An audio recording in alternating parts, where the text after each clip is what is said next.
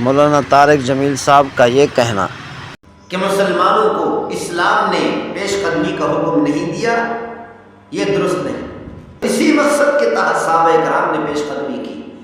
پیش قدمی کرنے کے واقعات سینکڑوں نہیں ہزاروں ہیں، لاکھوں واقعات ہیں کہ 1400 سال مسلمانوں کی تاریخ ہے۔ اس تاریخ کو اٹھا کر دیکھو کہ جہاں پر بھی مسلمانوں نے، جس دور کے اندر بھی مسلمانوں نے پیش قدمی کی، پہل کی، مسلمانوں کو اللہ تعالیٰ نے عزت دی، مسلمانوں نے عزت سے زندگی گزاری۔ اور جس دور کے اندر بھی مسلمانوں نے دفاع کیا، صرف دفاع پر اکتفا کیا، صرف اور صرف دفاع کرنے پر گزارا کیا،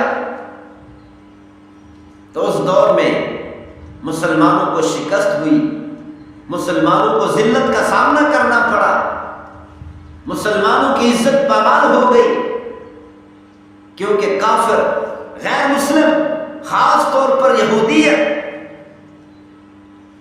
یہ مسلمانوں کے خلاف رہی۔ مسلمانوں نے پیش قدمی چھوڑ دی۔ جب مسلمانوں نے جس دور میں پہل کرنا چھوڑ دیا تو کافروں نے آگے بڑھ کر مسلمانوں پر پیش قدمی کی، مسلمانوں پر ظلم و ستم ڈھایا۔ جس دور کے اندر بھی مسلمانوں نے پیش قدمی کی تو کافروں کو، غیر مسلموں کو، یہودیوں کو اپنی ہی جان کے لانے پڑ گئے، اپنی ہی جان کی حفاظت کرنی پڑ گئی۔ وہ پوری زندگی اسی کوشش میں رہتے تھے، اسی فکر میں رہتے تھے کہ کس طریقے سے مسلمانوں سے جان بچائی جائے، کس طریقے سے مسلمانوں سے اپنی حکومت کو بچایا جائے۔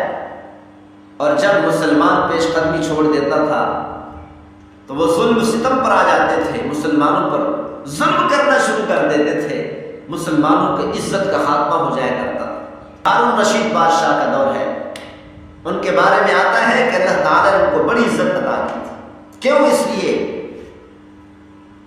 کہ کئی سال تک ہارون رشید بادشاہ گھوڑے سے نہیں اترا، ایک طرف سے پیش قدمی کر کے آتا، جنگ کر کے آتا، دوسری طرف پیش قدمی کرنے کے لیے چلا جاتا، دوسری طرف جنگ کرنے کے لیے چلا جاتا، وہاں سے جنگ کر کے واپس آتا، تیسری طرف چلا جاتا۔ اس طریقہ سے پوری زندگی ہارون رشید نے جنگوں میں گزار دی۔ تو اللہ تعالیٰ نے ہارون رشید کو، اس وقت کی حکومت کو، اس وقت کے حاکم کو اللہ تعالیٰ نے ایسی عزت عطا کی تھی کہ آدھی دنیا پر تقریباً ہارون رشید کو اللہ تعالیٰ نے بادشاہ عطا کر دیا۔ اور دنیا کے بڑے بڑے کافر بادشاہ ہارون رشید کا نام سن کر کانپتے تھے، ہارون رشید سے خوفزدہ تھے، کیونکہ ہارون رشید کا مقصد اس زمین کے اوپر عدل و انصاف کو قائم کرنا تھا۔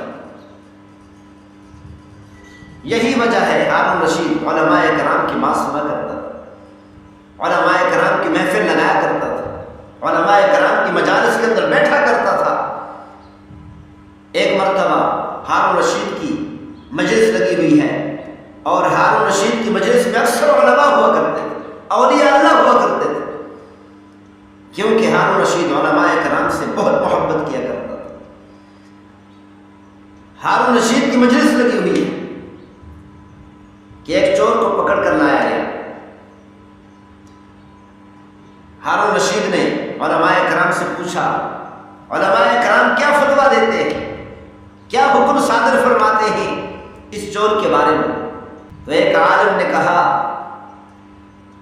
اگر اس نے چوری کی بغیر کسی ضرورت، اس کی ضروریات پوری تھی، اس کو مال کی، پیسے کی ضرورت نہیں تھی، اس پر فقر و فاقہ نہیں تھا، اس پر بھوک نہیں تھی، پھر اس نے چوری کی، تو اس عالم نے کہا، ہارون رشید بادشاہ سلامت، اس کا ہاتھ کاٹ دیا جائے۔ اگر اس آدمی نے ضرورت کی وجہ سے، کہ اس پر فقر و فاقہ تھا، فقر و فاقہ سے تنگ آ کر، سخت ضرورت کی وجہ سے، بھوک کی شدت کی وجہ سے اس نے چوری کی، تو پھر میرا فتویٰ یہ ہے کہ وقت کے بادشاہ کا سر قلم کر دیا جائے۔ ہارون رشید کے سامنے اس عالم نے ہارون رشید سے خطاب کرتے ہوئے کہا،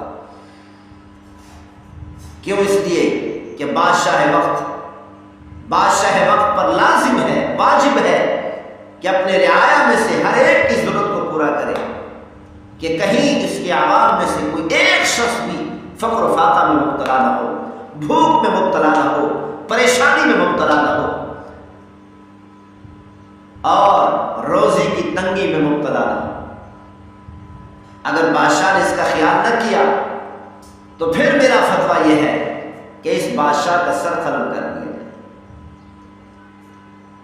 تو مقصد یہ ہے یہ ساری باتیں کرنے کا، ملک کے شام کو صحابہ کرام نے فتح کیا، روم کو فتح کیا، ایران کو فتح کیا، اس وقت کی بڑی بڑی سپر پاور طاقتوں کو، جو دنیا کے اندر بڑی سپر پاور طاقت کی حیثیت حاصل تھی جن ملکوں کو، ان ملکوں کو صحابہ کرام نے فتح کیا۔ تو صحابہ کرام نے پیش قدمی کر کے، پہل کر کے فتح کیا ہے، کوئی انہوں نے مسلمانوں پر حملہ نہیں کیا تھا کہ مسلمانوں نے حملے کا جواب دیا۔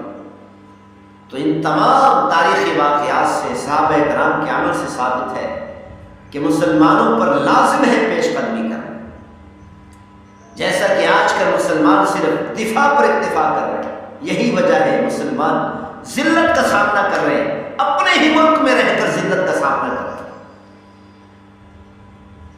اپنے ہی ملک پاکستان میں رہ کر آزادی سے نہیں رہ سکتے، آزادانہ زندگی نہیں گزار سکتے، بلکہ پورا ملک کافروں کا غلام بن کر رہ گیا۔